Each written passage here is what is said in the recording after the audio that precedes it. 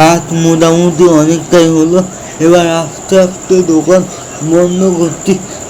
দুটো দাদা ছিল, আমি বললাম দাদা তোমরা একটু ভিডিওটা আমাকে করে দাও। তা দাদা বললো ঠিক আছে, তো দাদার ফোন থেকেই এই ভিডিওটা করছে। আর দোকানটা বন্ধ করতে করতে তোমাদের সাথে কিছু কথা শেয়ার করি। জানো তো কিছু কিছু মানুষ আছে তারা গায়ে পড়ে ঝগড়া করে। যেরকম ধরো আমি তো আমার মতো ভিডিও করি, কন্টেন্ট তৈরি করি, আর কিছু মানুষ আছে আমার কমেন্ট থেকে আমাকে উল্টোপাল্টা বলে।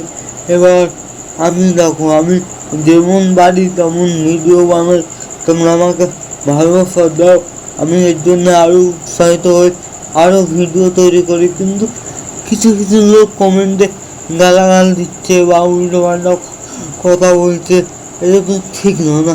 তোমার যদি আমার ভিডিও ভালো নাই লাগে তুমি বাবা দেখো না, তোমাকে তো আমি দেখতে মানা করছি না, তুমি স্ক্রল করে বেরিয়ে যাও। তারা ভিডিও দেখবে, কমেন্টও করবে, অনেকদিকে কী বলবো, গায়ে পড়ে এরা ঝগড়া করতে হবে।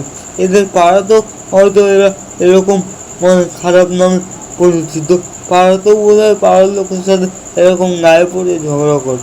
যাই হোক সেটা বড় কথা না, তারা যাই বলুক, আমি আমার কাজ আমি করে যাব।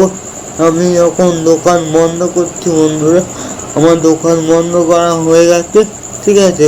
এবার আমি ওই দাদাদের গাড়ি করে বাড়ি যাবো, আমাকে ওরা পুরো বাড়ির সামনেই ওরা নামিয়ে দেয়। বন্ধুরা তোমরা দেখলে আমি দোকান বন্ধ করলাম, এখন বাজে প্রায় 9:15 বাজে, ঠিক তো?